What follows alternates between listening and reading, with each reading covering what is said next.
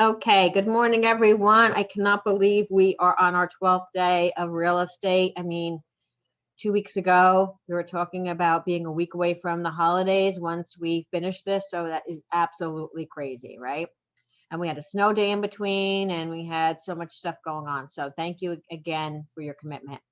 So on the 12th day of real estate, I actually like this one. This is not something we talk about a lot with agents. It's something that you would aspire to have in your business, and it's how you grow to the next level. But we don't really talk about it as much as we talk about all the other activities. So I'm glad this is our last day of real estate, actually, because I think it's a good something that we all want to, again, achieve one day. So, which is on the 12th day of real estate, my mentor coached to me to leverage my systemization and delegation. When real estate agents consistently do not have time to prospect for new business because they are too busy servicing their existing business, it's time to hire someone to help out. So the first hire should be an administrative assistant, not a buyer's agent. Administrative assistants help agents make more money by freeing up their time for agents to perform more important revenue generating activities. So if you look at top agents in our office, if you look at Jackie Scarra and Angie Verostek and Gloria LaForgia, just to name a few, they all have someone that does their paperwork and all of that stuff behind the scenes, right? They're still servicing their clients. They're still the face that in front of their clients all the time, but they have someone doing all that paperwork that agents really don't like to do. Okay. So it's really, really important when you want to get to the next level to hire someone part-time starting out, right? It's an investment you make in yourself and your business. And then, hopefully that will grow with them and as you grow. Okay. So it's really, really important. So we get so caught up, right, in the transaction and we're not consistently building our pipeline. And that's where the problem is, right? We can put so much more business in if we had the time to focus more on building up that pipeline. So do you own a job or do you own a business? When you stop, does your income stop? Then you own a job, right? When you stop working, and one of the things with real estate, I can say over the years consistently is when anything happens in one of our lives that takes us away from it, whether it be personal, whatever it is, our business stops. Our business is the first thing to suffer, always. So if you are generating business and income while you're away from real estate, you own a business. One of the greatest challenges for most agents is leverage, automation, systemization, and delegation. Now, we know it can be scary to let someone into your business like that, but in actuality, it needs to be done sooner than later. If you are constantly asking yourself if you should hire an assistant, then that alone should tell you that you need to hire someone. When it comes to affording one, if they are really doing their job, they will be making you a significant amount of money. Here we are going to break down when and how to hire an assistant through 3 different phases. Each phase comes with 4 to 5 questions and steps into ensuring you are using the right solution. Okay, so there's a few different options that you have when you start thinking about this and start thinking about leveraging yourself. So in phase 1, begin asking yourself, how do I know it's time to hire an assistant? Like mentioned earlier, if you're asking this question, then it probably is necessary. You're clearly starting to become overwhelmed once you start even thinking about having someone to help. Question 2, do you stay up late doing non-best use of time tasks, also known as BUTs? These include very simple tasks that are more tedious than they are difficult. After a long day of meetings, going to open houses, meeting new clients, the last thing you're going to want to do is work yourself up on those simple everyday tasks you had to keep pushing aside because they weren't a priority in time. So that's one of the things, even though the top agents still seem to run around like chickens without a head during the day, they're doing that, but they're focusing on the things that they know produce income. They're not wasting time on anything else. So they know what gets them business every day, and that's what they focus on. All the other stuff gets pushed to the side. They're very good at pinpointing what makes them money. Question 3, do you aspire to grow beyond where you are now? If you have aspirations to grow financially, or even from a team standpoint, you are never going to get there alone. The only way you're going to grow and get the most out of your potential is to have help. Asking for help can sometimes seem as belittling standpoint, but it shouldn't be. Everyone at some point or another asks for a helping hand, and so should you. Question 4, do you live in the clouds? Meaning, are you not able to implement in the way you need to? People who are in real estate, especially self-starters and entrepreneurs, live in the clouds, and you need to take this into account for needing the help with your brainstorming. And then question 5, do you know that you are losing business? The more you wait for help, the more projects you are going to have to shy away from because of how busy your schedule is. The longer you wait, the more money you're going to lose, period. Your job is not just to do the tedious and hard work, it is also to make you money. As you say, you don't remember what you've forgotten. Okay, so, you guys come to me a lot to roll things off my back, and that's, I love that, obviously. So, we all need help is what I'm saying. So if you come to me and I don't have the answer, then I call the board, right? I call Mary or Gary because I need help, and I'm not afraid to ask for it ever. So again, don't struggle. Don't waste time trying to figure something out that you're not comfortable with or you're not sure of. Reach out to someone like myself. If I can't find the answer, I'll help you find the answer, right? Let's not waste time on different things when you have the support behind you. Always reach out to myself, Stephanie. You have any questions? That's what we're here for. You're never bothering us. Just like you say to your clients, you're never bothering me. This is what I do. We feel the same exact way. Okay. So keep that in mind. So just to add one more thing onto this phase 1 is what a lot of agents do when they start getting busy and they start trying to leverage their time is the first step most of them do is reach out to me or reach out to newer agents in the office and say, hey, would you mind doing an open house, sitting a home inspection for me? I'm willing to pay you this amount of money. Okay, that's a good way to start leveraging yourself. If you don't have the time to do these activities, have someone do them for you and pay them to do it, as long as during that time you're going to be focusing on income producing activities for yourself, the things that you love to do that make you money. Okay, so now that you've finally agreed to yourself you need an assistant, it's time for phase 2. What are you supposed to look for when you're starting to hire? The first thing you should look for is that they are detailed and system oriented. In order to find someone who's the best way to make them follow multiple steps in the hiring process on the application. This can include using specific font size and only sending application through a PDF, use a specific format, include this header and more. Now, if they don't follow the steps correctly, you instantly know they're not good with following directions and are not detail oriented. In all, you are looking for a person who can get annoyed with a lack of order rather than too much detail or instruction. Okay. So if someone's not able to change a PDF into a Microsoft form, right, format or something like that, so that they can fill in that form for you, that's going to be an issue. That's something that you're going to have to deal with. The second thing you need to be looking for is naturally positive person. Now, this can be a little bit more difficult because in actuality, everyone is nice during their first interview, or you would hope they would be, right? This is why you need to take further and have multiple interviews in multiple settings. It is known miserable people can only act happy for so long until it takes one thing to take them over the edge. You need to be able to see how they act with more than 1 or 2 interactions with them to get their full personality and potential. So if they're getting frustrated because whatever form you sent their application in, they can't open, that's going to be a sign for you, right? Sometimes we don't want to see signs. Maybe we don't have a whole bunch of people applying, so we want to hope for the best, but you see signs in the beginning and you don't want to waste more time. The third thing you should be looking for in a potential candidate is if they're self-driven. This person should be looking for ways to make your life easier. You want someone to anticipate everything so that they can adapt to what is needed and what isn't. And the fourth and final thing you should be looking for is someone that must be tech savvy and able to type. Now, we've all seen our grandparents and even sometimes our parents use a computer, which is funny to us, of course. But when it comes to hiring an assistant, it won't be funny down the line when you're in a time crunch and they're still working on the first email. So there are plenty of people in the world, especially nowadays with technology being as advanced as it is, that know how to use specific software and can adapt fast to new software.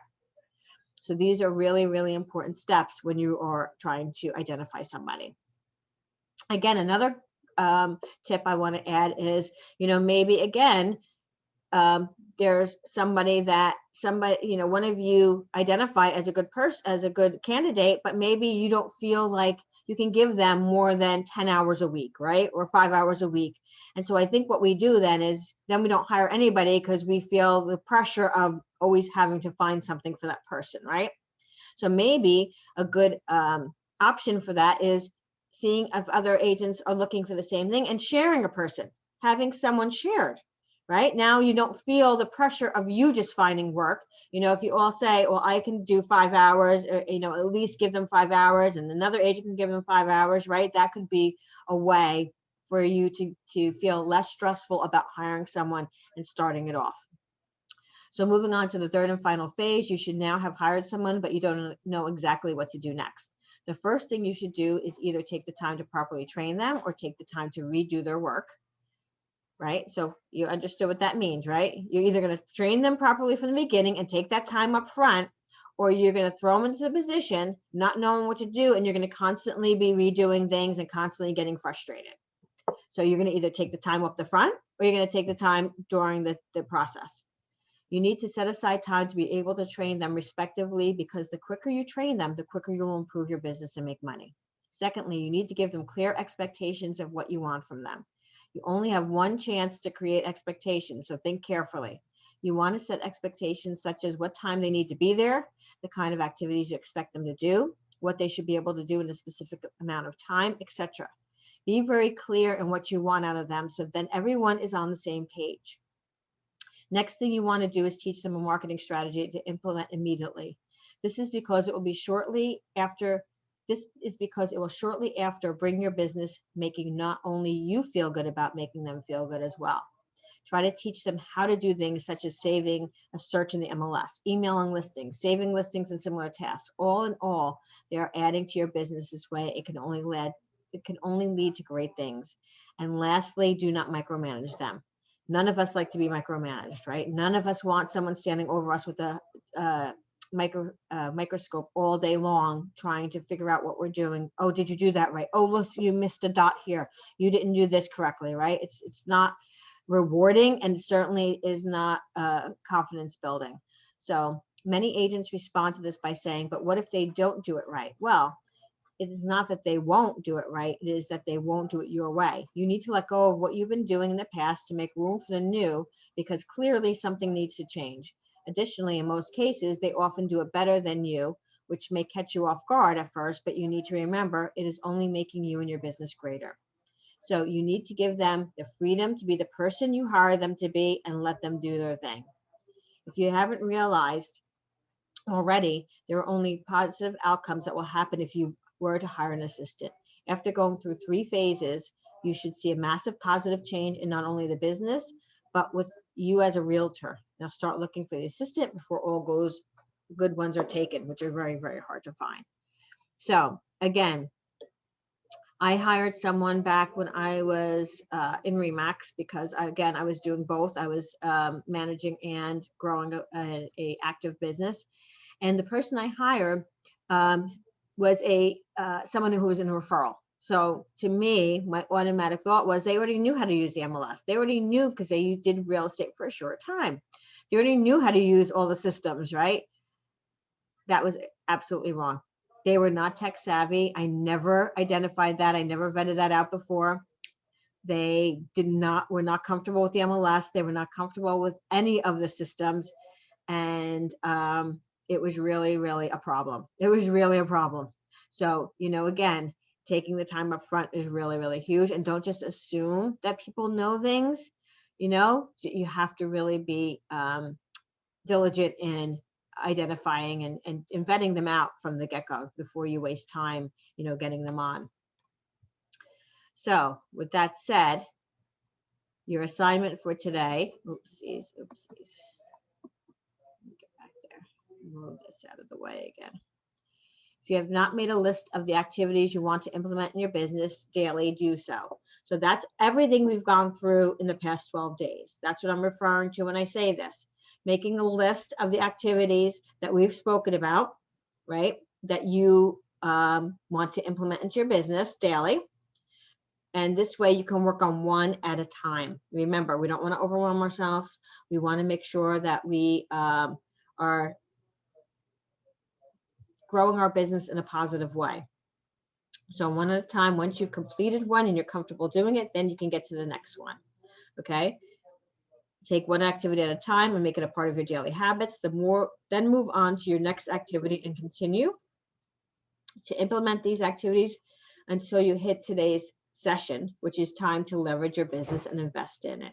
So remember, everything we've done up till today is what's going to help you then get to the position where hopefully you need an assistant to help leverage your business because you've grown so much. An assistant of some kind, business and invest in an assistant of some kind. Do not give up, stay consistent and true to yourself, and you will move mountains in real estate, I promise. So take everything we've learned in these 12 days. Do not forget about it tomorrow. Don't forget that we've even had these. Don't have amnesia. Make sure you work on it when we get off here and just put together some kind of list of things that you want to do. If there's things you're not comfortable doing no matter what, then those are the things that you should leverage. Those are the things, maybe you hire someone, a referral, we spoke about the referral department, going to them and finding a referral agent. They can make calls on your behalf. Okay. So maybe that's a way. Maybe you're not comfortable prospecting, have someone do that and do something and focus on something that you are comfortable doing, that makes sense for you. So everybody here has a different comfortability. And so you need to look in yourself and really be honest with yourself and say, these are the things I love doing, and this is what I want to continue. These are the things I hate doing, but I know that they're important in my business. So how can I get these things done without me being the one fighting with myself every day to get it done, right? That's the beauty of being an entrepreneur. That's the beauty of having your own business, okay? That you get the flexibility to decide that you are your own boss. So you do have one assistant, which I'm hoping you're using, regularly, which is your My Weichert system. That is an assistant for you. Remember, I consider it a virtual assistant that's continually following up and nurturing your leads. So make sure all your leads go in there. I don't care if it's one a day. I don't care how you do it. Okay. Make sure you're doing that. It's really, really important. Does anybody want to add anything? Stephanie, did you want to add anything to that? No, you pretty much covered most of it. There actually is a webinar today at 10 o'clock about this that Weichert University is doing. I'm actually planning on attending because I want to see what they have to say, if I'm missing anything when I'm training everybody. So yeah, the My Weichert, and I just want to add that I am finishing up a couple of campaigns. A buyer's campaign and a seller's campaign, because I feel like the campaigns that are in there that do those auto follow-ups for you are very extensive and they're a little bit obnoxious, to be honest. So I'm making something a little bit less obnoxious and a little bit shorter, that only run across 1 year versus some of them are 5 years. So I am working on that. Does anybody have any questions about adding contacts up to your CRM, or how to, I think that's the easiest part of this, is just adding the people and just making sure that the information is accurate. But beyond that, does anybody have any questions about, or do you need me to contact you directly? Feel free to give me a call. I have the whole day open. I don't have any meetings scheduled. So if anybody wants to speak with me one-on-one, I'm here.